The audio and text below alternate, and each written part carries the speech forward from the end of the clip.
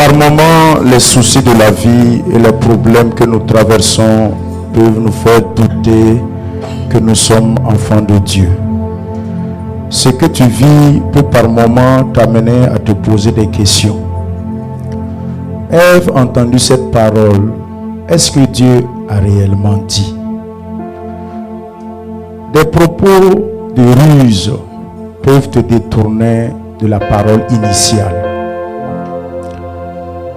Des propos qui sont de façon subtile peuvent t'amener à douter même de ta filiation, de ta paternité, à douter même, est-ce que je suis réellement le fils de mon papa?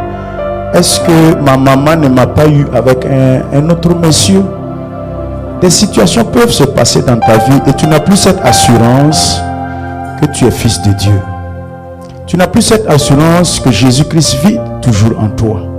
Tu n'as plus cette assurance que Christ en toi, c'est l'espérance de la vie. Colossiens 1:27. Des situations peuvent se présenter à toi et ça t'amène à murmurer, à poser des questions, voire même insulter Dieu. La femme de Job lui dit, insulte Dieu et meurt. Alors que quand tout allait, ses propos ne sortaient pas. Quand la ruine soudaine arrive, quand des problèmes soudains arrivent, quand entre toi et au niveau du travail, ça ne va pas, les finances, avec la famille, les enfants, une maladie passe par là, tu commences à te poser des questions, tu commences à vouloir reculer. Mais sachez que en toutes ces choses, Christ en nous l'espérance de la victoire. Sachez toujours en toutes ces choses que Christ en moi, j'ai l'assurance que je suis fils de Dieu. Tu vas élever ta voix et dire, en dépit de ce que je vis, je suis toujours enfant de Dieu. Je ne suis plus esclave de la peur, je suis un enfant de Dieu. En dépit de ce que tu traverses, ce que tu vis, Dieu ne change pas, il demeure le même et il est toujours bon. Nous allons élever la voix et prier dans ce sens. Seigneur, nous te rendons grâce. Nous bénissons ton Saint-Nom, Seigneur Jésus, parce que tu es fidèle dans ta parole et fidèle à toi-même. Seigneur, malgré, Seigneur, notre infidélité, toi tu demeures toujours fidèle. Malgré, Seigneur Jésus-Christ, notre inconstance, tu demeures constant dans ta parole. Seigneur, nous te célébrons ce matin pour ce que tu es, nous t'adorons pour ce que tu es.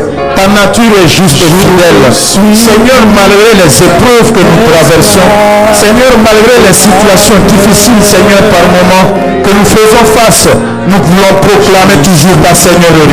J'ai toujours cette assurance que tu es le Fils de Dieu et je suis enfant de Dieu. Seigneur, rien n'a changé en toi et rien ne change en moi dans ma foi, ma croyance en toi. Seigneur Jésus, j'ai les yeux toujours fixés sur toi. Seigneur mon Dieu, mes regards sont toujours fixés sur toi. Seigneur, tous ensemble, Père éternel, nous prions dans ce sens pour proclamer ta Seigneurie, pour dire que tu es le roi des rois. Seigneur, que tu es le vivant dans nos vies. Merci encore, Père. Béni soit ton Saint-Nom Jésus. Père, tout esprit, Seigneur, de peur qui nous hante malgré les situations, malgré les difficultés, malgré les épreuves, Jésus-Christ de Nazareth, nous ne sommes plus esclaves de la peur, nous sommes fils de Dieu. Seigneur, je proclame que je suis enfant de Dieu. J'ai l'assurance, Seigneur, de ce salut que tu as fait en moi. Seigneur, l'œuvre achevée de la croix m'a fixé en Christ, m'a donné une autre nature. Le vieil homme a été crucifié. Seigneur Jésus-Christ, il n'y a plus de condamnation désormais en moi. Seigneur, tu as donné toutes choses nouvelles en moi. Seigneur, l'esprit de vie a renversé l'esprit de la mort de la loi. Jésus-Christ de Nazareth, je te bénis pour ce que tu nous as fait. Merci encore, Père. Glorifie-toi son Saint-Nom. Loué soit ton Saint-Nom. J'ai l'assurance, j'ai l'assurance, j'ai l'assurance de mon salut. J'ai l'assurance, j'ai la certitude. Je suis persuadé que quelles que soient nos difficultés, Seigneur, tu es là et tu demeures fidèle à ta parole. Merci, Seigneur Jésus-Christ. Amen. Alléluia. Alléluia. Nous allons encore en un second moment élever la voix, prier le Seigneur. demander la protection divine et la grâce et la faveur de Dieu sur nos vies, sur la vie de nos enfants, sur la vie de nos familles, la vie de nos parents, nos bien-aimés, tous ceux qui nous sont chers, pour ce temps qui reste pour la fin de l'année, ces 3 derniers mois, ou du moins 2 mois, quelques jours, pour demander la couverture divine. C'est une période où beaucoup de choses se passent dans le monde spirituel. En ce moment, c'est généralement le temps où chacun doit honorer ses engagements vis-à-vis des fétiches, vis-à-vis de ses idoles. C'est le moment où certains de nos frères et de nos sœurs qui n'avons pas la même croyance, par moment ça peut être ton papa ou ta maman, par moment ton grand-père a fait des alliances et des pactes qu'il a dit que moi et ma progéniture. En général, c'est des propos qu'ils utilisent quand ils sont devant les idoles. Il y a de cela 50 ans, de cela 100 ans, tu n'étais même pas né. Ils ont fait de ces alliances devant l'idole quand ils demandaient ça ou ça ou ça, disant que chaque fin d'année ou à cette date anniversaire où j'ai pactisé, je vais te donner un bouc, je vais te donner un bœuf, je vais te donner ce qui est sûr du sang à boire. Mais ce grand-père est décédé par moment accidentellement. On n'a pas su quelle alliance il avait. Et à chaque date anniversaire, l'idole sort. L'esprit et le démon de l'autel sort pour réclamer ce qui est à lui. Ce qui est au diable, ça ne reste pas au frigo. Il consomme toujours. Il te donne avec la main droite et il récupère toujours avec la main gauche. Nous allons prier et demander la couverture du sang de Jésus. Le sang de Jésus, c'est la marque. Exode 12, vous allez avec le bouquet d'hysope trempé dans le sang et vous allez asperger au linteau de vos portes. Et vous allez en ce moment, en faisant ça, rester dans vos tentes afin que quand le destructeur va passer, il ne puisse pas toucher tous ceux qui sont sous la marque. Il en est de même, toi et moi aujourd'hui, nous avons le meilleur sang, le sang de Jésus-Christ sans tache ni ride. Le sang de Jésus-Christ, c'est le sang innocent. C'est le sang qui nous a donné la rédemption. C'est le prix qui a été versé. Nous allons prier et demander au Seigneur Jésus-Christ de Nazareth, étends ta main de protection. Nous allons brandir le sang en ce moment. Nous allons invoquer le sang en ce moment. Nous allons asperger le sang en ce moment sur nos propres vies, sur la vie de nos enfants, sur la vie de tous ceux qui nous sont chers, afin que, quel que soit l'esprit de réclamation qui va sortir en cette fin d'année ou en cette date anniversaire, qu'il soit dérouté par la marque du sang de Jésus. Prions ensemble. Seigneur Jésus-Christ de Nazareth, c'est dans ton autorité que je me tiens en ce moment. De prier et demander, Seigneur, ta grâce et ta faveur, ta protection divine, ton regard exceptionnel sur ton église, sur l'assemblée, Seigneur, Jésus-Christ de Nazareth. Tu es celui-là en qui la victoire se trouve toujours. Père éternel, nous venons pour nous confier encore à toi. Seigneur, invoquez le sang, appelez le sang de Jésus dans nos vies et dans la vie de nos enfants. Seigneur, dans la vie, Père éternel, de nos femmes et de nos maris.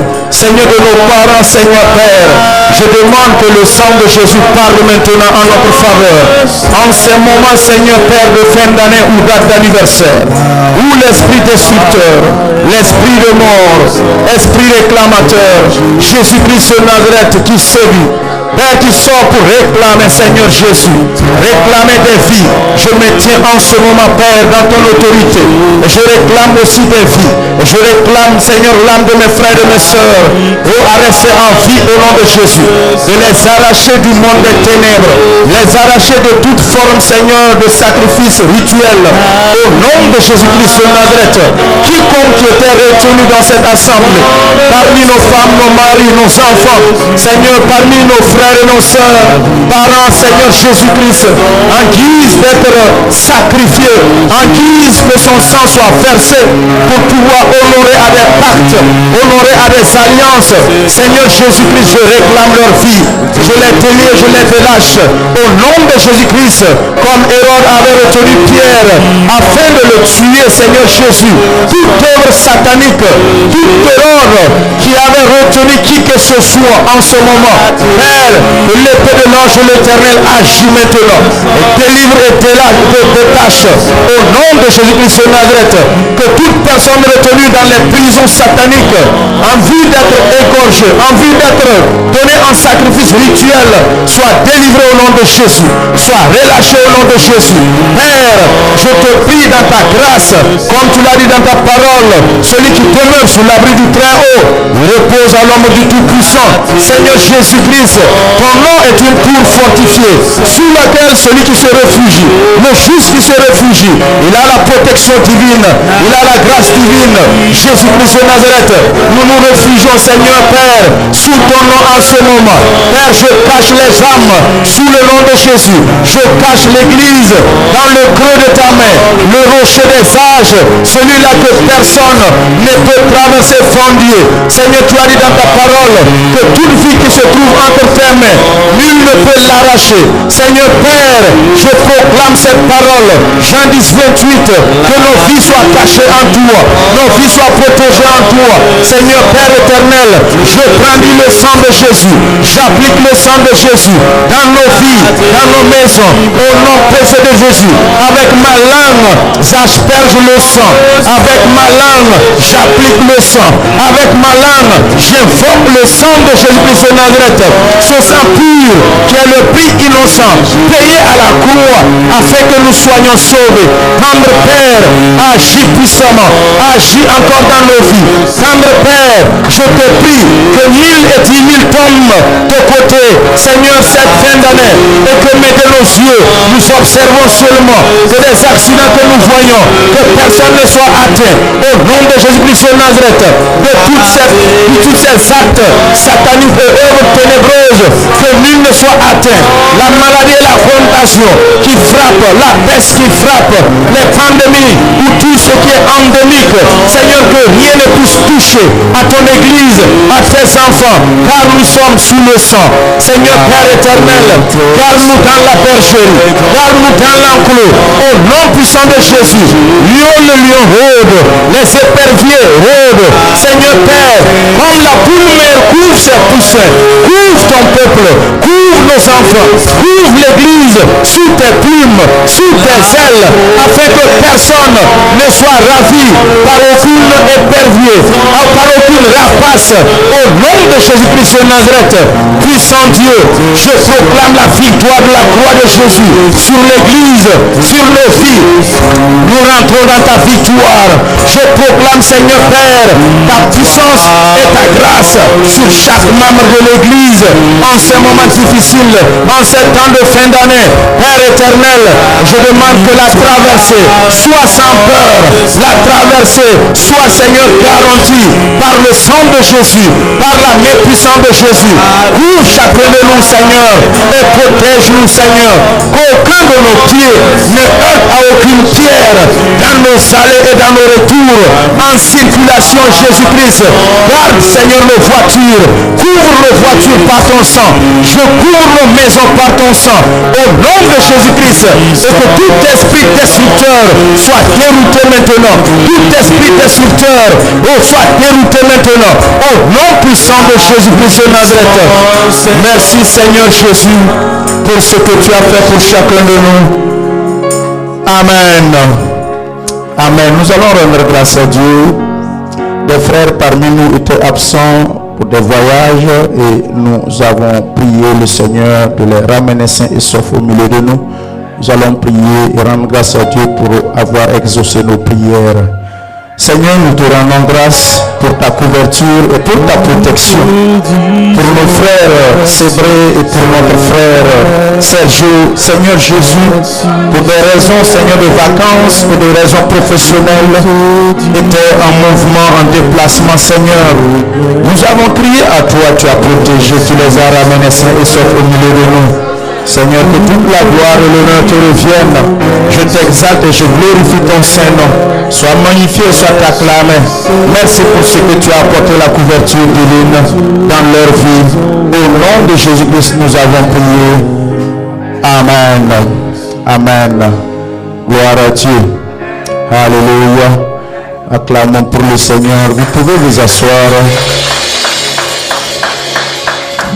Nous sommes dans le livre de Matthieu. Matthieu chapitre 20. À partir du verset 20. Matthieu 20, 20 à 28. Pendant ce temps, j'aimerais accueillir au nom de toute l'Église, au nom de tous les responsables des structures et en mon nom personnel, tous nos visiteurs, ceux qui nous visitent pour la première fois, nous vous accueillons dans le beau et précieux nom de notre Seigneur Jésus-Christ. Soyez la bienvenue à l'Église des Assemblées de Dieu, Pénuel International Church. Ici, nous faisons de notre mieux pour que l'évangile soit dit, pour que la bonne doctrine soit enseignée. Alors, vous êtes la bienvenue. Que le Seigneur, à travers vous, bénisse notre Église, à travers votre présence, et que aussi notre Église soit une source de bénédiction en retour. Si toutefois vous n'avez pas encore intégré une Église ailleurs, vous êtes la bienvenue. Au moment où le Saint-Esprit vous dirige et vous convainc d'intégrer cette Église, soyez la bienvenue. Matthieu chapitre 20, à partir du verset 20 à 28.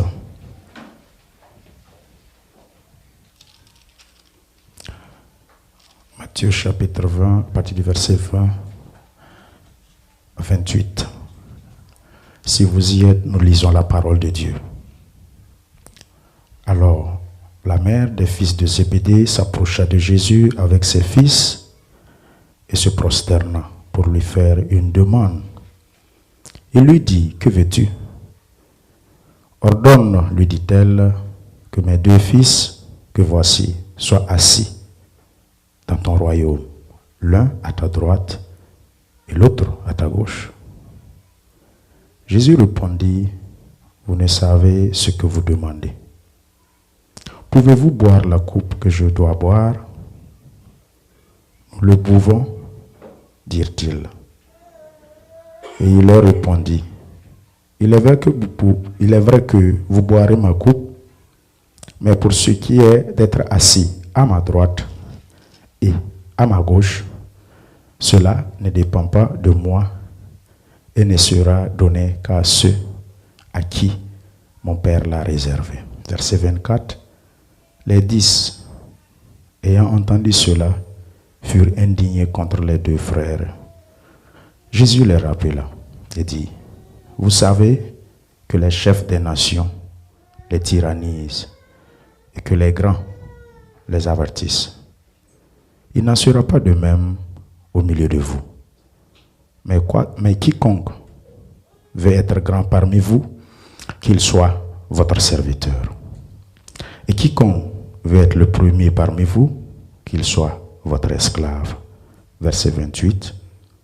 C'est ainsi que le Fils de l'homme est venu, non pour être servi, mais pour servir et donner sa vie comme la rançon de plusieurs. Amen. Veuillez vous asseoir dans la présence de Dieu. Excellent Père, viens toi-même enseigner et parler à ton Église. Que ma langue, Seigneur Père, soit transformée et déliée, afin que ta parole soit dite sous l'inspiration de ton Esprit Saint. Que ma personne disparaisse et que le Saint-Esprit croisse en moi. Que les cœurs, Seigneur, en ce moment soient défrichés et raclés afin de recevoir la semence pour produire des fruits. Qu'ils ne soient pas seulement des terres fertiles, mais, Seigneur, en plus d'être fertiles, qu'ils soient des terres productives à la gloire de ton nom. Amen. Amen. Alors, aujourd'hui, nous allons essayer de clôturer avec des séries questions-réponses sur le thème que nous avons tenu pratiquement en long et en haleine durant 4 à 5 dimanches précédents. Je vais essayer de ramasser et de conclure, et je vais demander à un modérateur des mercredis soirs de se préparer pour les moments de série questions-réponses sur le leadership chrétien que nous avons eu à avoir ensemble ici. Alors, je vais résumer et ensuite aller conclure. Nous avons dit tantôt que le leadership, c'est le fait de présider, de conduire, de diriger un groupe de 2 ou plusieurs personnes dans l'atteinte des objectifs qui lui sont assignés. Le leader incarne un charisme hors pair qui surpasse la moyenne. Il est courageux avec un mental solide. Il est plein d'initiatives, il est inspiré et il est source d'inspiration pour les autres. Le leader s'affirme et se confirme et s'évertue à la charge qui lui est dévolue avec fidélité, avec une obligation de rendre compte. Ayant une personnalité stable, la maturité, la sagesse, le leader incarne l'intégrité, la fidélité et la loyauté. Nous avons dit qu'il y avait 2 types de leaders. Il y a le leader gestionnaire, il y a le leader dirigeant. Celui-ci qui est gestionnaire comme leader, il est intendant et administrateur des ressources déjà disponibles. Il les administre suivant un cahier de charges ou selon sa guise. Il se soucie moins des résultats des choses, de la réussite des choses. Il se sacrifie moins. Nous parlons du leader gestionnaire. Le leader gestionnaire, il est réapprovisionné dès que les ressources disponibles qui lui sont données sont épuisées. Le plus souvent, il n'est pas faiseur de successeurs. Le leader gestionnaire a tendance à jeter le bébé avec l'eau du bain et il abandonne vite à la moindre souffrance, à la moindre épreuve ou difficulté. Le leader gestionnaire a des expressions du genre « ce n'est pas le chant de mon papa, ce n'est pas moi qu'on a appelé, ce n'est pas moi le pasteur ». Sa morale est vacillante et fébrile. Il prostitue sa conscience au profit de son intérêt personnel au détriment de l'intérêt général. Et la parole de Dieu nous dit dans Luc 16, 12, « Si vous n'avez pas été fidèle dans ce qui est à autrui, qui vous donnera ce qui est à vous ?» Le leader gestionnaire en général, ce sont ces SAF, les directeurs des affaires administratives et financiers, les ministres que nous voyons, la plupart de ces agents du gouvernement qui ont des postes de responsabilité, on les nomme et ils viennent trouver des ressources disponibles à gérer. Les ressources humaines sont déjà là, il y a déjà un budget qui lui est alloué, il vient, il s'assoit et il gère. C'est lui le leader gestionnaire. Quand ces ressources sont épuisées, on le réapprovisionne. Donc, il ne se soucie même pas de la réussite et du succès. Il se soucie moins. La plupart du temps, quand il est secoué, il se dit que ce n'est pas le chant de mon papa. Ce n'est pas moi le pasteur. Hein? Ce n'est pas moi qu'on a appelé. La plupart du temps, il ne fait pas de successeur. Le leader gestionnaire est limité. En termes clairs, le leader gestionnaire le plus souvent est stérile. Et la garde de l'enfant lui a été confiée. Ou soit il a adopté l'enfant. Le leader gestionnaire est méconnu des douleurs de l'enfantement. Généralement, quand vous confiez la charge ou la garde d'un enfant à une dame, la plupart du temps, tous ces orphelinats, à l'intérieur, ce qu'on fait aux orphelins, si vous y rentrez, vous connaissez ce qui se passe à l'intérieur, vous n'allez jamais souhaiter ouvrir un orphelinat. La manière dont les orphelins sont terrorisés, les orphelins, leur nourriture, leurs biens qui leur sont dévolus sont détournés. La plupart du temps, les leaders gestionnaires, ils ne savent pas ce que c'est que la douleur de l'enfantement. C'est pour cela que si Dieu ne vous donne pas la vision d'ouvrir un orphelinat, ne vous y hasardez pas. Sinon, vous allez appeler la courroux divine. Vous allez vous appeler une sanction sévère divine parce que ce qui se passe à l'intérieur n'est que dépouillement et détournement. Ce n'est pas de façon générale. Dans certaines situations, nous voyons que ce n'est pas bien géré. Les orphelins sont dépouillés, les veuves sont dépouillées et les financements qui sont dédiés à la leur sont détournés par la plupart. Le leader dirigeant, il est faiseur de successeurs. Il est prévoyant. Il anticipe. Il est planificateur. Il est innovateur. Il est visionnaire. Il a l'art de présider.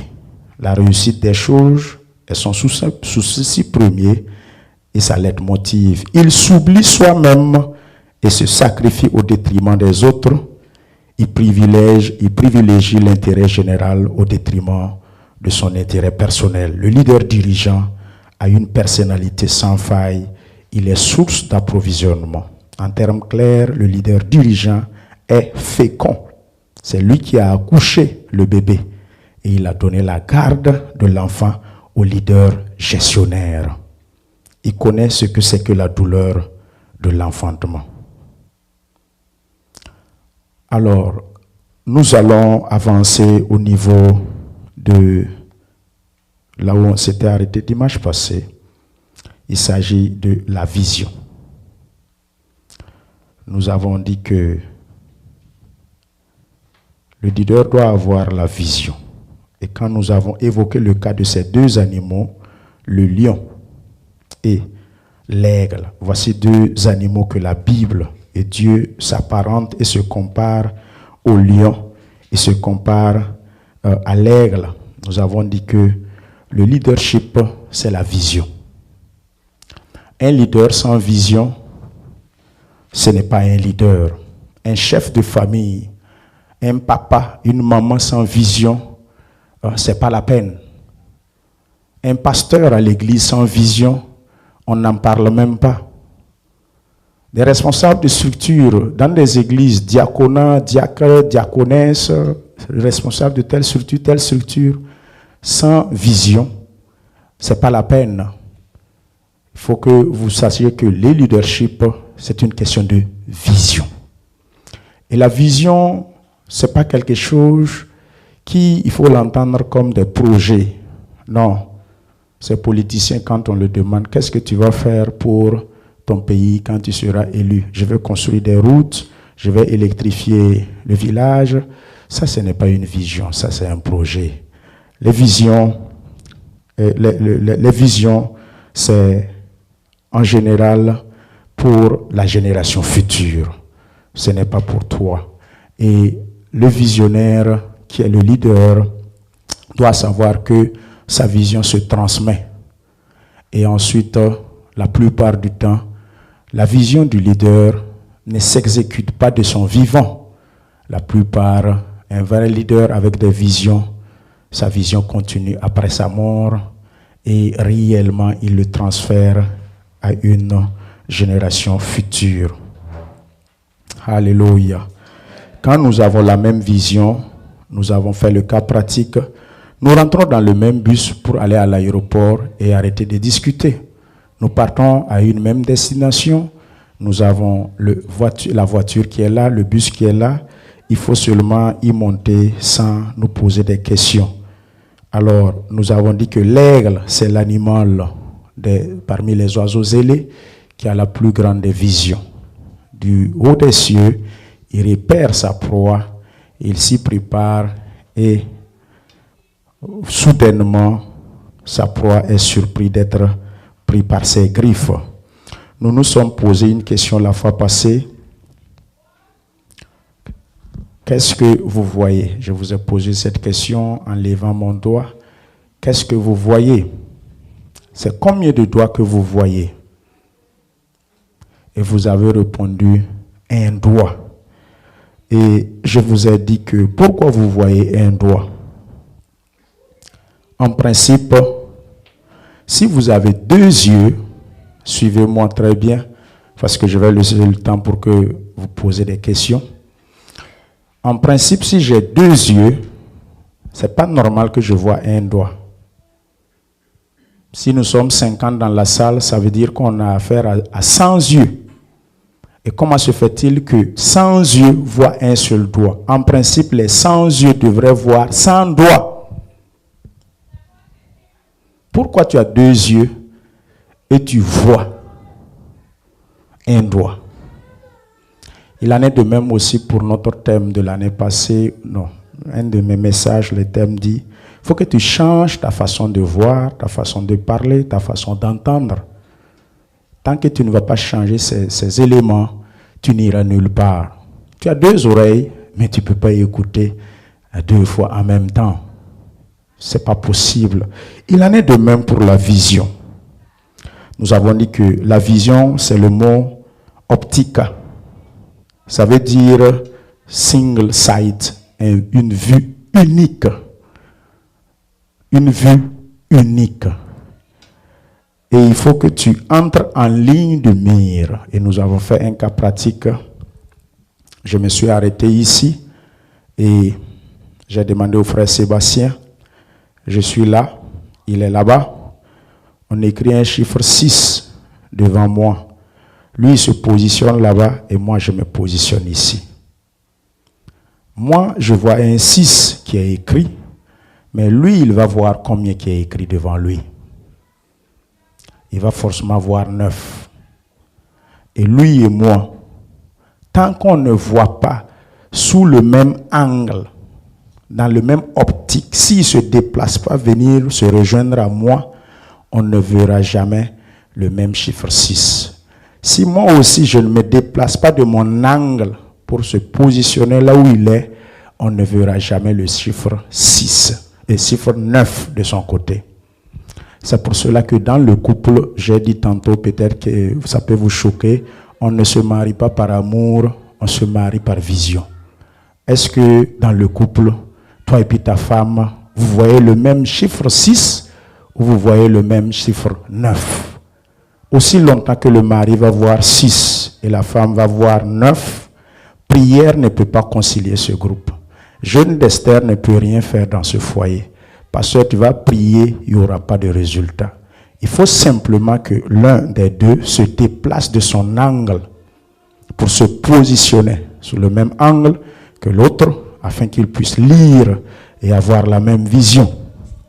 Quand vous vous mariez par amour, quand à un moment donné, tous les ingrédients qui étaient réunis pour que vous mariez vont manquer, à un moment donné, le vin peut manquer dans votre couple, comme aux noces de Cana.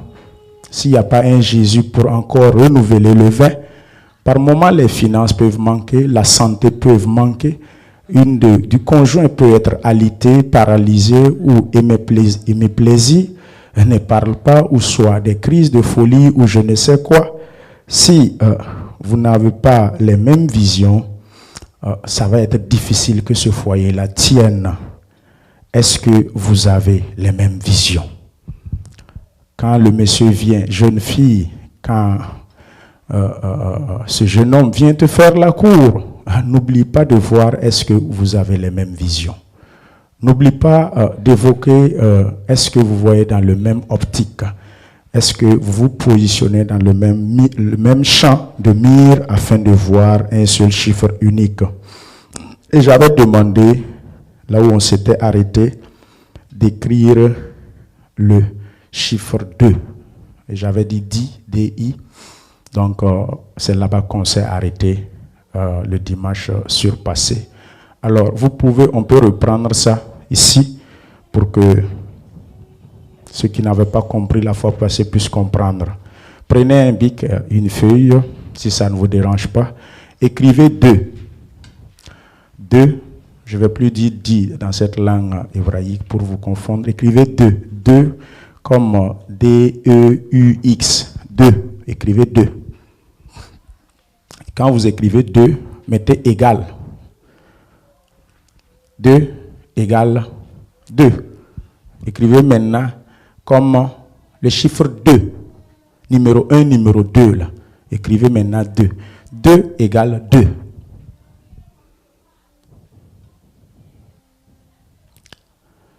Et ensuite, écrivez en bas vision.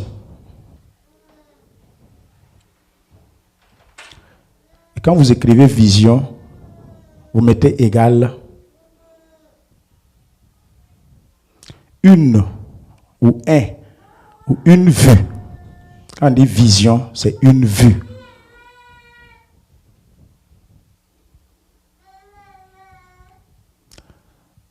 Il faut qu'on s'accorde. Est-ce que vous êtes d'accord avec moi quand on dit vision, c'est une vue? Puisque vos deux yeux ont vu un doigt. Donc c'est ça, on dit vision. Soyez avec moi, je ne parle pas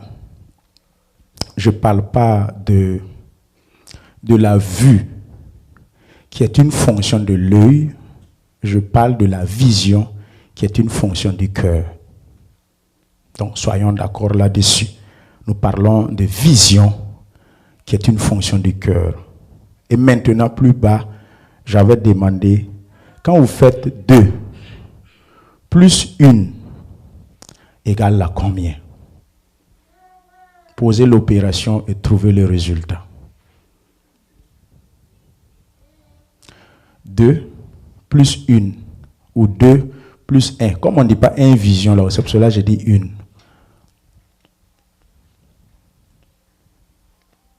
Ça donne combien? Non, je ne parle pas aux anciens qui étaient là dimanche surpassé. Je vous avais déjà donné le résultat. Je demande aux nouveaux qui viennent d'arriver. 2 plus 1 égale à combien? Merci là-bas. 3. C'est vrai. 2 plus 1 égale à combien?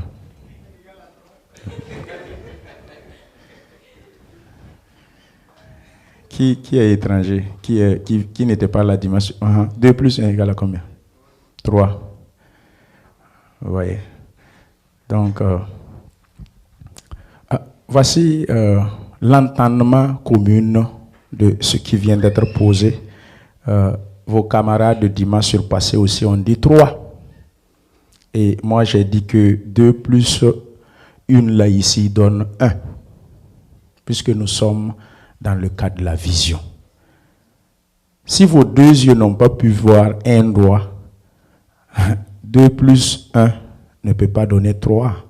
Il faut que ça donne toujours 1. Vous comprenez? Alors ici, vous pouvez comparer cela au foyer, à la trinité du foyer. L'homme et le mari, ça fait 2. Plus le Saint-Esprit, 1. Ça donne quoi? Ça donne pas 3, ça donne 1. Le foyer. Vous êtes là avec moi? Le foyer, je ne parle pas du couple. Le couple est différent du foyer. Couple veut dire simplement 2. Donc, ce n'est pas ce qui est 2 qui fait foyer. Non. Ne mélangez pas les choses. Je ne vous embrouille pas. Hein? Vous êtes là? D'accord.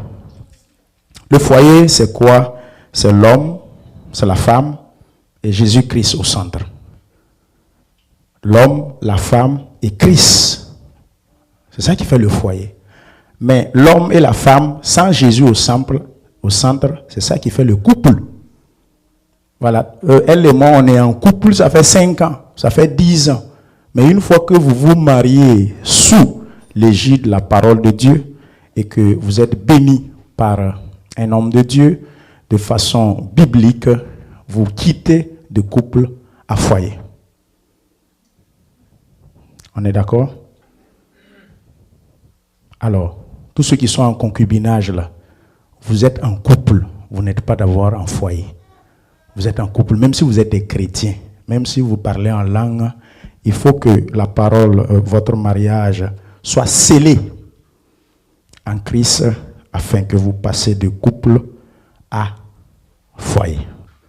Quand maman veut préparer, ce n'est pas 2 pierres qu'elle prend déposer pour déposer la marmite. Elle dépose 3 pierres. C'est ça qui fait foyer. Et au fur et à mesure qu'on découvre, on a trouvé des foyers améliorés. Et on construit de façon un peu améliorée et on prépare dessus. Donc, de plus en plus, dans l'église, quand vous voyez un foyer amélioré, ça ne tient pas. Il faut que votre foyer soit toujours avec Christ au centre du foyer, afin que votre foyer tienne. La file à 2 cordes se rompt facilement, mais la file à 3 cordes se rompt difficilement. Alléluia. Matthieu 12, 25. Comme Jésus connaissait leurs pensées, il leur dit, « Tout royaume divisé contre lui-même est dévasté, et toute ville ou maison divisée contre elle-même ne peut subsister. » Il en est de même pour nos foyers, pour nos nations, pour nos pays. Dans le foyer, si vous êtes divisé contre vous-même, vous n'allez pas tenir. Le foyer ne va pas tenir. Ça ne peut pas tenir. Il faut que vous puissiez avoir une même vision. Regardez dans la même direction. La plupart du temps, nos chefs d'État africains, chacun quand il vient, il arrive avec sa vision. Dès qu'il finit son quinquennat, il part. Celui qui arrive après lui, il change la vision de l'autre et puis il amène sa propre vision. De changement en changement, de vision en vision, vous n'irez nulle part. Au moins s'il s'asseyait sur la vision de l'autre, prendre ce qui est bon, ajouter à ses propres visions, ça va avancer. Mais il balaie du revers de la main toutes les visions de son prédécesseur parce qu'il n'était pas dans le même, tout simplement parce qu'il n'était pas dans le même parti. Tout simplement parce que c'était chien et chat. Tout simplement. Ou ce soit même au lycée, ils courtisaient la même fille, la même go. Et puis bon, cette rivalité depuis le lycée est restée. Et on change la vision.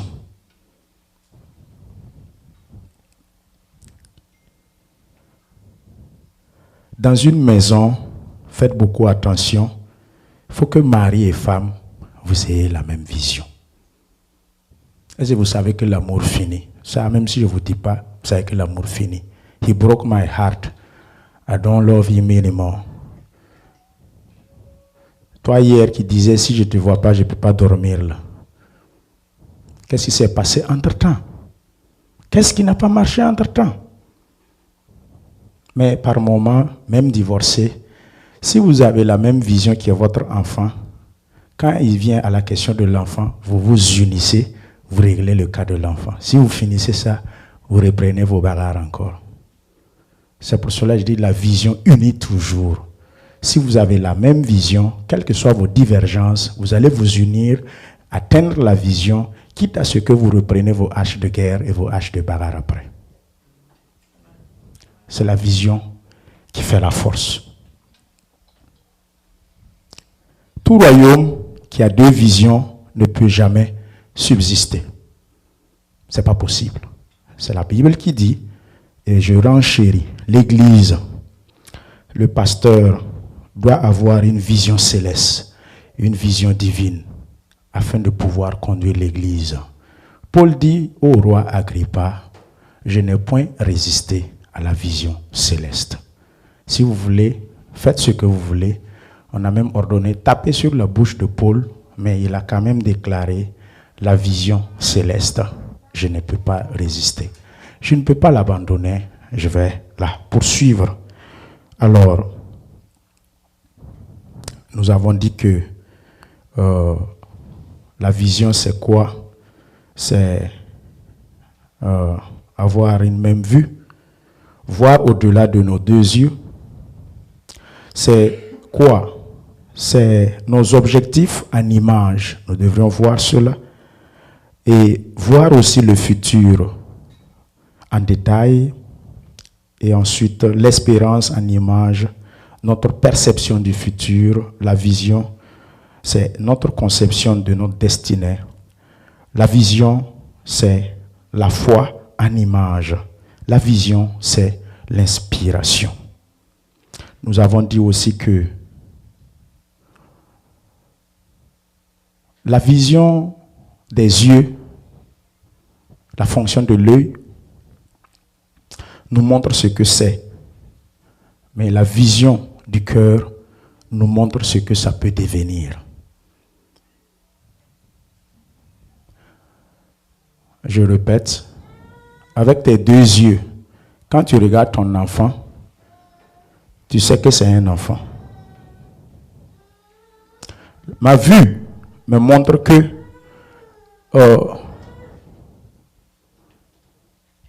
ce projet-là, c'est un projet qui est, par exemple, pour la vente des voitures.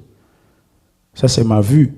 Mais ma vision va me dire ce que ça peut devenir, cette vente de voitures que je suis en train d'entreprendre aujourd'hui.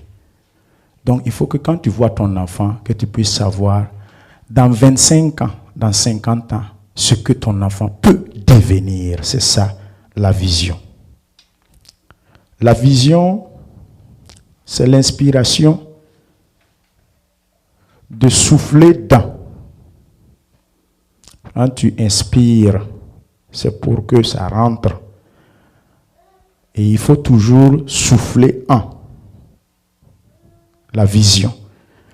Et comme Dieu a soufflé dans l'homme, et l'homme devient un être vivant. Quand tu souffles dans, ta vision se réalise. Aussi longtemps que tu ne vas pas souffler dans ta vision, ça va être difficile que la vision devienne une réalité, un être vivant. Tous ceux qui sont inspirés, ce sont des personnes qui sont enceintes. Je répète, tous ceux qui sont inspirés, ce sont des gens qui sont en grossesse, ils sont en gestation.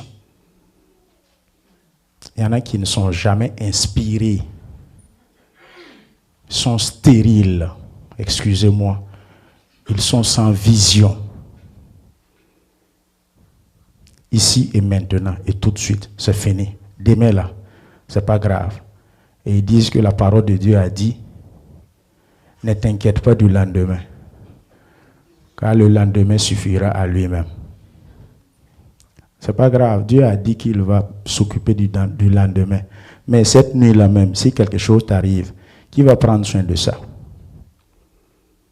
Tout de suite, à l'instant T, là. Ce soir, quand tu quittes l'église, tu rentres à la... Dieu attend demain pour s'occuper, non? Mais ce soir-là, qui va s'occuper de ça? Il faut avoir une vision. La vision ne vous visite pas, la vision vous remplit. La vision ne vous visite pas, la vision vous remplit. Amen. Pour conclure, Romains 12, 3. Par la grâce qui m'a été donnée, je dis à chacun de vous de n'avoir pas de lui-même une trop haute opinion, mais de revêtir des sentiments modestes selon la mesure de foi que Dieu a départie à chacun. Les leaders, quand tu lis cette référence, je vais te poser cette question. Quelle est l'image que vous avez de vous-même? Quelle est l'image que tu as de toi-même? La plupart du temps, nous pointons notre finger sur l'autre. On a une image sur l'autre. C'est très rare que quelqu'un s'asseye pour voir l'image qu'il a de lui-même. La plupart du temps, on se préoccupe. Quelle est l'image que les gens ont de moi? C'est les mauvaises questions qu'on se pose. Si tu ne veux pas réussir dans ta vie, il faut continuer seulement à te préoccuper de ce que les gens pensent de toi, de l'image que les gens ont sur toi. Quelle est l'image que les gens font de moi? On s'en fout de ça. Pose-toi la question, quelle est l'image que j'ai de moi-même? Et quand tu vas trouver la bonne réponse à cette question, c'est le déclic qui a commencé. Et tu vas avancer. Beaucoup sont assis avec des valeurs, des potentiels, des qualités. Bien inspirés. Dieu leur a donné des dons. époustouflantes, des pouvoirs, des capacités, des talents. Mais comme il se préoccupe de ce que les gens vont penser de ce que je vais faire, il se rétracte. L'opinion des autres sur moi, il bloque.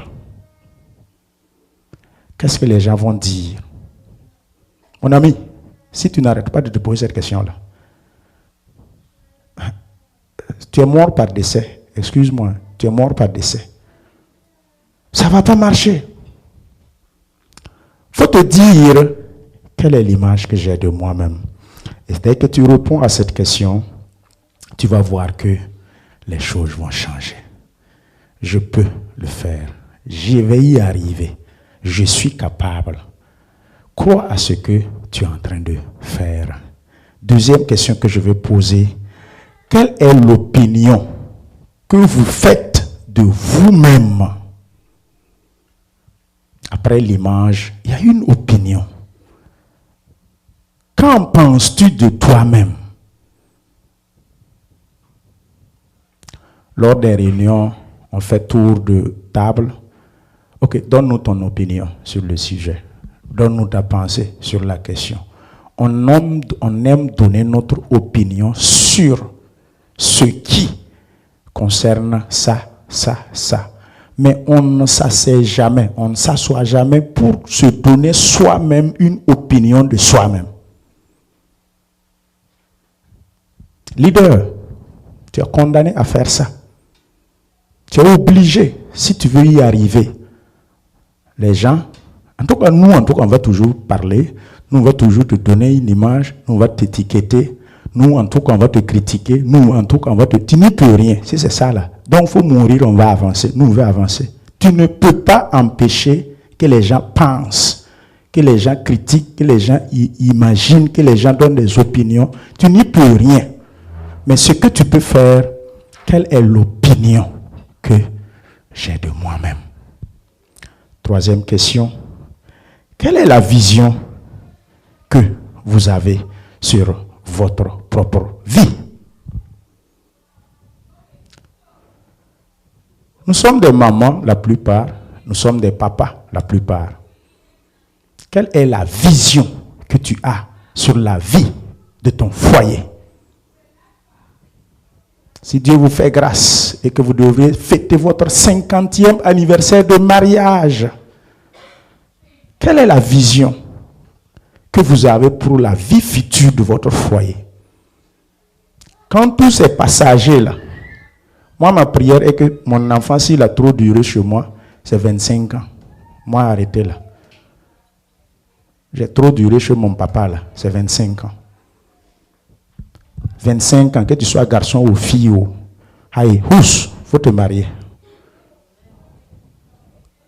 Si l'enfant a trop duré chez toi, 0 à 25 ans, là, c'est ça. Donc, c'est toi et puis ta go, là. Ta go de 1900, Abraham, là. C'est vous deux qui allez rester ensemble. Quelle est votre vision quand tous ces enfants vont partir? On ne pense pas à ça, hein? 2 Timothée 2, 1, 3. Toi donc, mon enfant, fortifie-toi dans la grâce qui est en Jésus-Christ. C'est Paul qui est en train de transmettre à la génération future quelque chose. Verset 2. Et ce que tu as entendu de moi en présence de beaucoup de témoins, confie-le à des hommes fidèles qui soient capables de l'enseigner aussi à d'autres. Souffre avec moi comme un bon soldat de Jésus-Christ. Le leader doit transmettre toujours. Qu'est-ce que tu as transmis? Vous connaissez la mousse maçonne. C'est ça, non? Vous connaissez la mousse maçonne? C'est qui?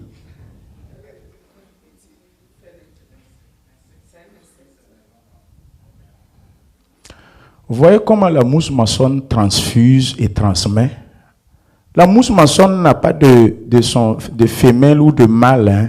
Non, Dieu l'a créé unique. Quand il se dépose dans ta maison, il fait sa maison là-bas. Il part dans les champs, il prend un ver de terre. Il vient, il met à l'intérieur et puis il construit, il l'enferme là-bas. Et il vient avec son dard, il pique dans cette maison et il transfuse. Il transmet sa nature à l'intérieur. Et avec le temps, le ver de terre là, devient une mouche maçonne. Vous êtes là?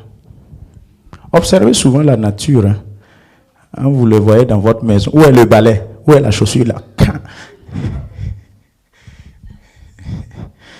Alléluia. Un leader qui se méfie de tout le monde n'est pas un bon leader. Peut-être ça va vous choquer. Écoutez-moi attentivement. Un leader qui se méfie de tout le monde n'est pas un bon leader. Un leader qui ne s'ouvre pas n'est pas un bon leader. Un leader dirigeant, renfermé sur lui-même, introverti, n'est pas un bon leader. Un leader doit obligatoirement faire confiance, s'ouvrir, se confier, donner sa confiance. Sinon, il ne vivra jamais ce qu'on appelle la trahison. Il ne connaîtra jamais ce qu'on appelle la trahison. Il faut qu'un jour, un leader, pour qu'il se forge, qu'il se confie à quelqu'un un jour et que cette personne le trahisse. Et à partir de là, tu te bâtis, tu te construis. Vous êtes là? On dirait qu'ils ne sont pas d'accord avec ça.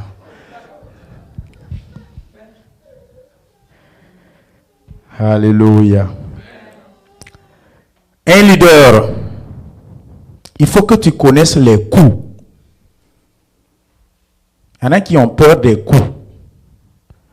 On a parlé des coups des leaders. Des coups que tu peux recevoir des confrères leaders, des coups que tu peux recevoir venant même du pasteur, et les coups que le pasteur peut recevoir venant des fidèles. Si tu veux être un leader, un bon mari ou une bonne femme, il faut que, bien aguerri, il faut que ton mari te trahisse un jour ou te trompe un jour. Quand je parle de trahir et tromper, ne voyez pas forcément le sexe, hein, vous avec vos sales idées là. Il faut qu'un jour ta femme te trompe ou te trahisse un jour. Il faut qu'un jour ton mari te trompe ou te trahisse un jour. Ne voyez pas, je précise, ne voyez pas le sexe quand je parle de tromper ou trahir. Là. Ma femme m'a trompé ou elle m'a trahi. Ce n'est pas forcément dans le sexe qu'elle peut me trahir ou me tromper. Elle peut me trahir ou tromper dans la gestion des finances. C'est vrai ou bien c'est faux? Elle peut me tromper dans quoi? Dans un secret que je lui ai confié. Elle peut me tromper ou trahir dans beaucoup de choses. Ne voyez pas forcément le sexe, s'il vous plaît. Et c'est à partir de là, toi mari ou toi femme, tu te bâtiras. C'est à partir de là que votre foyer va avoir des racines solides. Je vous ai dit qu'un foyer qui fait janvier à 31 décembre sans se chamailler, sans se bagarrer, sans se disputer, là, ce foyer-là, j'ai peur de ce foyer-là. Ce foyer-là n'a pas longue vie. Si toi et puis ta femme et tout ton mari, vous avez fait du janvier au 31 décembre, sans que vous vous chamaillez, sans que vous vous bagarrez, sans que vous vous manquez, vous vous disputez dans votre chambre ou au salon, j'ai peur. L'équilibre du foyer, c'est fait des joies et des souffrances. C'est fait des peines et des paix, des mésententes et des réconciliations. C'est ça qui fait l'équilibre du foyer. Vous ne voulez pas, vous ne pouvez jamais avoir un foyer où c'est paix, paix, paix, paix, joie, joie, joie, joie, pendant 5 ans. Toi, ton foyer là. En tout cas, nous, on va voir le divorce de ça là. C'est pas possible. Peuple de Dieu, c'est ça qui forge le leader. Tout ne doit pas tourner autour du leader. Tout. Ça veut dire c'est lui le centre du monde. Ça veut dire dans l'église, c'est le pasteur. Tout tourne autour du pasteur. Tout se résume au pasteur, au leader. Le leader doit songer à transmettre. Il doit songer à préparer et à faire des autres leaders. Le succès sans successeur est un échec. Vous allez voir que de ces églises méga church où le pasteur n'a pas songé en 15 ans d'église, en 15 ans de vie d'église, il n'a même pas quelqu'un qu'on peut dire officiellement, après 15 ans, après le pasteur, ou bien si le pasteur est absent, c'est sur lui là on peut s'appuyer. C'est pour lui là on peut. Toi tu n'es pas un caillou. Et si tu meurs brutalement? Et si on ne sait pas, que tout peut arriver. Un bon leader prépare la relève. Un bon leader doit transmettre. Un bon leader doit faire des successeurs. Il y a des pasteurs que je connais, ils ne peuvent même pas oser s'absenter un mois de leur église. Ça veut dire qu'ils ne peuvent même pas s'arroger le luxe de tomber malade pour 2 semaines. L'église là, ça va prendre un coup. Parce que tout tourne autour de lui. Tout tourne autour de lui. Ça ne peut pas fonctionner comme ça. Non. Non. Leadership. Il faut donner l'opportunité à d'autres de se réaliser. Il ne doit pas s'accaparer de tout, il doit déléguer le pouvoir et l'autorité. La vision est unique dans l'optique d'impacter les générations futures. Comme leader cité, imité mais jamais égalé, nous avons Abraham Lincoln. Contre vent et marée, il s'est levé contre son parti au pouvoir et il a aboli l'esclavage. Et on l'a assassiné. C'est comme ça, un leader fonctionne. Il voulait abolir l'esclavage. Ses collaborateurs, le parti et tout ont dit, on n'est pas d'accord. Mon ami, il a aboli ça. On l'a assassiné. Voici la vision d'Abraham Lincoln. Toi et moi, on est calés. Voici des visions et des visionnaires qui vont impacter, qui ont impacté de génération en génération. Vous n'y pouvez rien. C'est ça qu'on appelle des visionnaires. Nelson Madiba Mandela, contre vent et marée, s'est dressé contre l'apartheid. On l'a emprisonné. Un leader qui ne veut pas se sacrifier, il ne faut pas le suivre. Ne suivez jamais quelqu'un qui ne veut jamais se sacrifier. Je ne comprends pas, depuis même quand j'étais au pays, les grèves là, les meneurs là, s'il n'est pas sur le terrain, moi-même comme ça, je ne pars pas. Non, je suis au sérieux. Les partis politiques sont assis dans leur maison climatisée, ils tirent les ficelles. Sur le terrain, on tire des balles assassines, des balles perdues, des jeunes dont la vision, dont l'avenir était clair, sont fauchés par des balles. Pendant ce temps, ce vieux nul de 80 ans, de 65 ans, il est assis avec un ventre administratif chez lui, en train de siroter sa bière.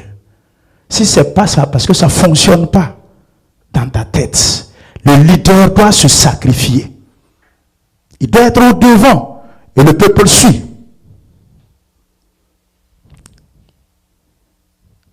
Maman Teresa, contre vent et marée, il a œuvré pour une vie humaniste. Elle a déclaré, je cite, « Le manque d'amour est la plus grande pauvreté. La solitude et le sentiment de n'être pas aimé sont les plus grandes pauvretés. » Voici quelqu'un qui n'est pas né de nouveau. Je pense qu'elle était catholique, institutrice.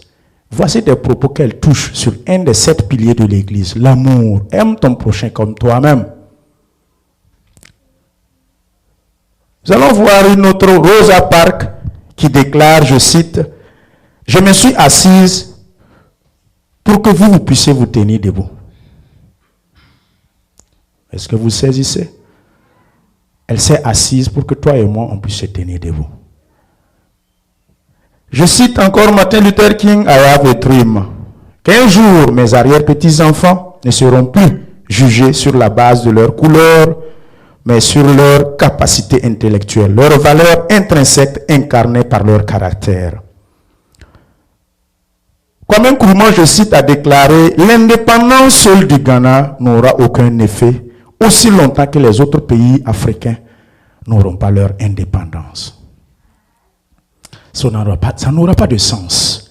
Et Sylvanus Olympio du Togo, lui, il parle de la sentinelle. Toi et moi, sentinelle, que dis-tu de la nuit? Aussi longtemps que la nuit soit longue, je sais que le jour apparaîtra. Voici des leaders parmi tant d'autres qui ont impacté. Et le meilleur des leaders, Jésus, est un modèle dans le leadership.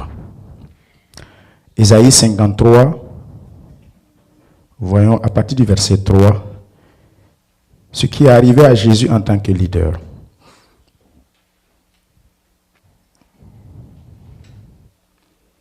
Ésaïe 53, à partir du verset 3. Que le modérateur se prépare, peut venir ici, à l'hôtel. On va prendre les questions.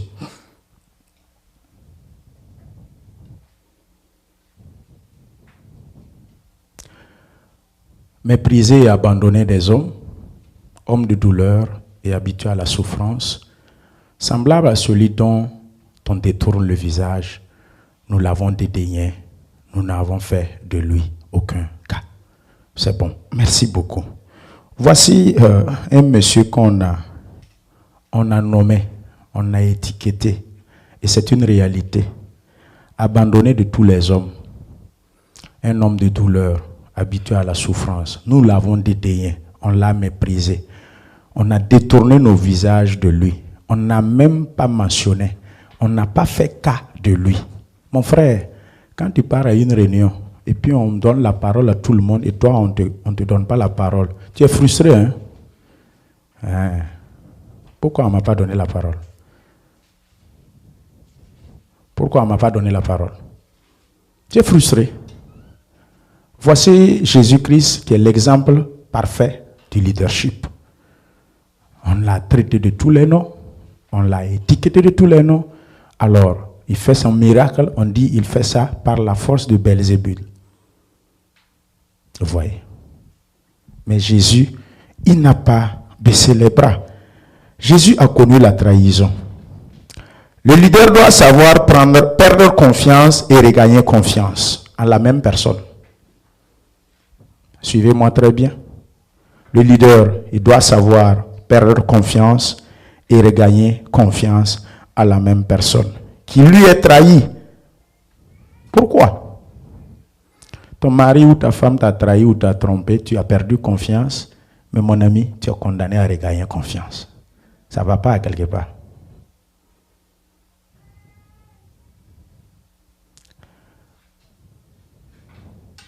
La plupart du temps, on dit que c'est ce qui inspire confiance qui fait confiance. Cet adage ne marche pas forcément pour nous les chrétiens. Si tu veux attendre que ça t'inspire confiance avant de donner ta confiance, c'est que tu ne connaîtras jamais ce qu'on appelle les coups ou les trahisons. Ce monsieur-là, sa tête ressemble à la tête d'un faux type. Mais tu es leader, il a des qualités, il a des potentiels, il a des valeurs. Tu dois conjuguer avec lui. Tu dois composer avec sa tête de faux type. Jusqu'à avoir sa confiance et lui donner ta confiance. Pourquoi? Afin d'éviter un cœur saignant et infesté de plaies encore et encore causées par les trahisons. Tu veux ou tu veux pas, on va te trahir un jour. Et si tu ne te soignes pas, te guérir, mon ami, ton cœur sera infesté. Une plaie baignante va se créer dans ton cœur. Et tu vivras désormais dans la méfiance, le prudentia. Tu bloques, tu te méfies de tout le monde. Tu n'as plus confiance en personne. Désormais, je ne vais plus parler à un tel. Désormais, je ne vais plus faire ça. Désormais, tu te renfermes sur toi-même. Mon ami, tu n'es pas sur le bon chemin d'être un leader. Non. Il faut savoir regagner confiance. Matthieu 26, 50. Même à travers le baiser de trahison, Jésus a appelé Judas mon ami. Mon ami. Un baiser de trahison, c'est difficile quand on t'appelle son ami encore. Tu m'as trahi, l'amitié, ça s'arrête là. Le leader doit savoir réhabiliter même celui qui va le renier 3 fois. Voici un Pierre, Pierre, tout c'est Pierre. Quand ça a chauffé, Pierre a fait des imprécations. Ce gars-là, il touche le sol. Je ne l'ai jamais connu. Je jure, je ne l'ai jamais connu. Frère, Jésus a réhabilité Pierre.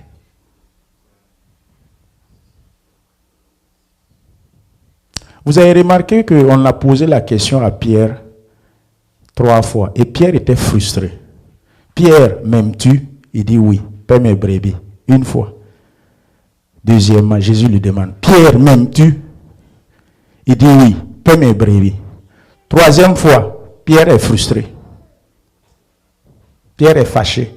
C'était pour qu'il comprenne qu'il doit abolir son reniement au nombre de 3. Par sa confession d'amour au nombre de chiffre 3. Il a renié 3 fois. Jésus l'a reposé la question 3 fois. M'aimes-tu, m'aimes-tu, m'aimes-tu? C'est pour effacer, c'est pour détruire cet acte de reniement de 3 fois que Pierre a eu à prononcer.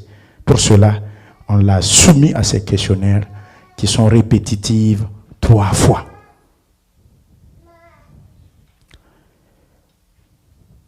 Jésus a réhabilité Pierre, qui n'était pas digne de confiance, parce que Pierre l'a trahi, Pierre l'a renié.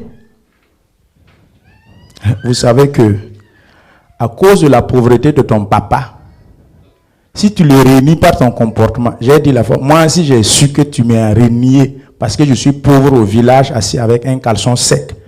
Toi, tu es en ville, tu as réussi. Tu es devenu ministre, DG, PDG, tu as l'argent, tu as construit immeuble. Et moi, comme ça, là, devant tes amis, tu ne veux pas que tes amis sachent que je suis ton papa.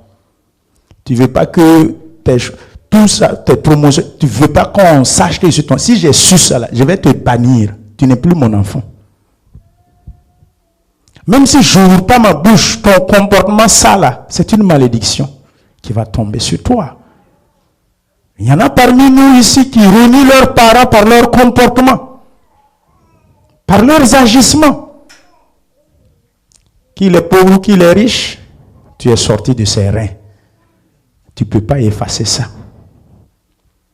Tu ne peux pas effacer ça. C'est à la mort du vieux ou de la vieille, sur place, avant qu'on amène le corps pour enterrer, il a déjà construit les murs, détruit ici, construit une villa. En attendant que ses amis arrivent pour les obstacles, pour venir voir que lui, il a construit. Si c'est moi, papa, qui est couché là, je me réveille, je t'attrape. Toi, comme ça, là, je me réveille, je t'attrape. Sébastien, il y a quoi? Tu m'as fait ça, là. Tu vas comprendre. Alors, je vais demander au modérateur de venir, va prendre les questions et rapidement leur répondre. Que le Seigneur vous bénisse. S'il y a des questions liées au leadership chrétien, que le Seigneur vous bénisse. Gloire à Dieu. Ok, comme le pasteur l'a dit tantôt, nous allons donner l'occasion aux uns aux autres de poser des questions sur le thème qui est abordé depuis quelques semaines, sur donc le leadership chrétien. Amen. Moi, j'ai des questions. Ma première question se porte sur Matthieu 20, à 23, verset 23. Dieu dit là-bas, Jésus les a répondu, il est vrai que vous boirez ma coupe, mais pour ce qui est d'être assis à ma droite et à ma gauche, cela ne dépend pas de moi et ne sera pas donné qu'à ceux à qui mon Père l'a réservé. Amen. Si je comprends ce verset, est-ce que être leader, attends, je vais prendre l'autre cahier. Être leader dirigeant, est-ce que cela ne vient pas de Dieu? Est-ce que ces leaders dirigeants n'est pas choisi à l'avance? C'était ça ma première question. Et maintenant, la deuxième question. Si tu te voyais comme un leader dirigeant, ou bien Dieu, tu es dans un groupe, on t'a choisi comme un leader dirigeant, mais tu te vois comme un leader gestionnaire. Parce que tout ce que le pasteur nous a enseigné durant tous ces temps, étant leader, je vais être clair, je me vois peut-être 50 ou bien 60%. Maintenant, les autres, pour aller à 100%, je sais que rien à 100%. Est-ce que c'est la prière ou bien qu'est-ce qui va t'aider à te rapprocher à leader dirigeant? C'est là ma deuxième question. Merci. Ok, merci. Moi, ma question, c'est pour être un leader, il faut d'abord avoir l'inspiration. Comme vous l'avez dit tout à l'heure, il y a des gens qui sont pas féconds, qui n'ont pas d'idées, qui ne sont pas inspirés. J'aimerais vous poser la question, est-ce que on est leader? N'importe qui peut-il choisir de devenir un leader? Il y a même un proverbe qui dit que l'inspiration est divine. Si l'inspiration est divine et que Dieu n'a pas donné l'inspiration à tout le monde, y a-t-il un exercice qu'on peut faire pour avoir l'inspiration et devenir un leader? Gloire à Dieu. Je reviens sur... Le pasteur nous faisait savoir que le leader doit savoir perdre confiance et regagner confiance à la même personne qui lui a trahi. Et il allait loin aussi, il a pris l'exemple de Jésus avec Pierre. Le leader doit savoir réhabiliter celui qui l'a renié 3 fois. Quel est le processus? Quand je parle de processus, souvent nous qui sommes enfants ou des leaders, quel doit être le comportement de ce leader? Est-ce que tu dois peut-être souvent, karma, je prends l'exemple, quel est le mot whining en français que je cherche? Se plaindre. Ou bien souvent par rapport au comportement de la personne qui t'a trahi. Quel doit être le processus? Devons-nous rester sereins, toujours dans la parole de Dieu? Et c'est sûr et certain que ça va te faire mal, mais quel doit être ce processus pour regagner encore confiance à cette personne? Je ne sais pas si je me suis. Le processus de pouvoir regagner confiance à cette personne réellement qui t'a trahi. Merci. Je rends grâce à Dieu pour cet enseignement. Et moi, ma question, c'est... Voilà, lors de l'exposé du pasteur, il a dit qu'il y a des leaders qui s'accaparent de tout. C'est-à-dire que tout tourne autour d'eux. Voilà, ils ne partagent pas avec quelqu'un, ils ne préparent pas de successeur. Et il arrive souvent que... les gens ne regardent pas, n'ont pas la même vision que toi. Même dans la famille, tu as une entreprise, même tes propres enfants n'ont pas la même vision, même si ils ont leur vision à part. Mais est-ce que dans ces cas de figure, il faut, malgré cela, déléguer tes visions, ou bien partager ces visions avec ces personnes-là, ou bien gérer ça toi-même. Je ne sais pas si je me fais comprendre. Okay. Merci. Autre question, s'il vous plaît. Gloire à Dieu. Amen. Je vais prendre un cas pratique concernant ce que le frère a dit sur la vision. Je donne un exemple. Je pense que Covid a commencé en 2019, si je ne me trompe pas. 20, merci. Merci beaucoup. Et pasteur, vous avez une vision. Je sais que vous, si je me souviens bien, et la majorité de l'Église, vous nous avez contactés individuellement pour demander la marche de l'Église. Qu'est-ce que nous devons réellement faire avec cette histoire de Covid? Devrons venir à l'Église pour continuer ou pas? Et chacun de nous a donné réellement sa vision. Et vous, vous êtes allé au-delà de là parce que vous avez une vision spirituelle. Vous connaissez déjà la pensée de tout un chacun. Ma question est que la bonne vision, nous avons écouté et nous avons appliqué ce que vous avez donné. Et voilà les résultats aussi qui ont été donnés. En tant que leader souvent, dans une équipe, c'est vrai que nous devons réellement aussi écouter. Mais si toi-même qui es leader, qui as la vision et que les autres refusent, quelle doit être la bonne conduite pour ne pas les frustrer et qu'ils puissent aussi t'accompagner pour ne pas te laisser suivre la vision seule, comme ce qu'on l'a fait avec vous? Oui, moi aussi j'aimerais poser cette question. Est-ce qu'un leader peut développer sa vision sous la vision d'un autre leader? Si oui, comment est-ce que cela peut se faire? Est-ce qu'un leader dirigeant qui a été choisi par Dieu peut se tromper? Ça veut dire quoi? Même si on sait que la personne c'est un leader dirigeant, tout le monde est d'accord, mais est-ce que dans sa vie, est-ce qu'il ne peut pas se tromper? C'est ça ma question. Oui, merci pasteur pour cet enseignement. Je voudrais solliciter si vous pourriez revenir un peu sur les caractéristiques de manière résumée d'un bon leader. Merci. Gloire à Dieu. Moi aussi, j'ai une question. Vraiment, je tiens à remercier le pasteur pour cet enseignement. Parce que moi, je vois que nous sommes tous des leaders ici. Alors, nous en avions besoin de ce genre d'enseignement pour que nous puissions savoir comment faire la marche. Ma première question va rejoindre la question de la présidente qui voulait vraiment savoir la différence entre leader, dirigeant et gestionnaire.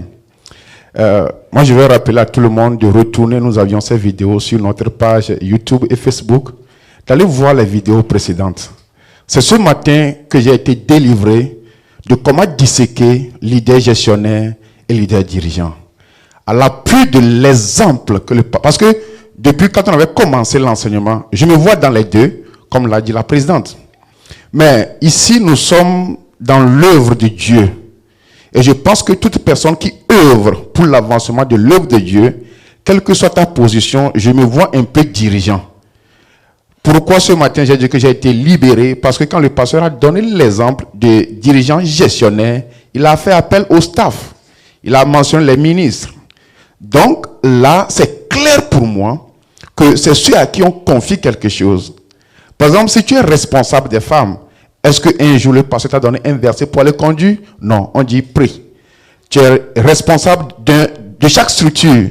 Bon, par la grâce de Dieu, on prend les ressources des enseignements que nous recevons et de la base de la parole de Dieu. Donc ce matin, j'ai été un peu libéré de cette position parce que vraiment ça gênait un tout petit peu. Et je sais que nous faisons l'œuvre de Dieu. Et pour poser la question à ce niveau, je voulais savoir, est-ce que dans l'Église, nous ne sommes pas tous des leaders dirigeants? La deuxième question est celui que, ça c'était sorti de ce matin. Le pasteur a dit que le leader est rempli de ses idées. Pour ne pas joindre la question que la sœur a posée, nous voulons tous être des leaders. Comment est-ce que je peux savoir que l'idée qui est en moi, vraiment c'est une idée qui va m'aider dans l'avenir ou pas. Parce que nous avions beaucoup d'idées qui sont en nous, qu'on a envie de faire. Laquelle de ces idées vraiment peut marcher sur la voie de Dieu? Merci beaucoup. Est-ce qu'il y a une autre question? Pasteur, au fait, pour faire le choix d'un leader, quels sont les critères spirituels? Posez vos questions, sentez-vous libre. Tous les coups sont permis. Gloire à Dieu. Ma question concerne, le pasteur a donné un bon exemple, nous, surtout pour les leaders qui sont là il y a longtemps, ou nous tous, de façon générale. Il a pris l'exemple, je pensais que ça devait être lors d'une étude biblique, il y a pratiquement peut-être quelques jours de cela, sur, par exemple, quelqu'un qui arrive à l'église, nouvellement, un membre de l'église qui arrive, quelqu'un qui arrive, et je vais prendre l'exemple, quelqu'un était sur son téléphone. Et nous qui sommes leaders souvent, comment ne pas laisser le pasteur et qu'on sait que c'est interdit pour essayer quand même de faire quelque chose pour que la personne puisse savoir comment est le fonctionnement de l'église.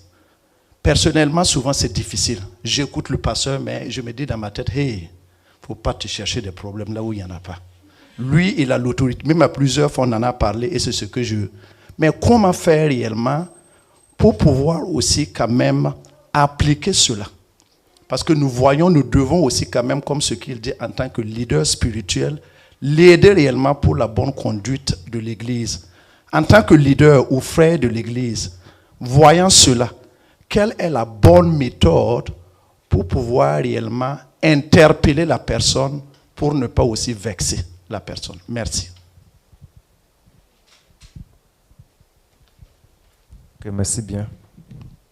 J'aimerais encore poser cette question au pasteur en tant que le leader de l'Église. J'aimerais demander en tant que leader spirituel de l'Église, sur quels critères spirituels vous faites vos choix des leaders?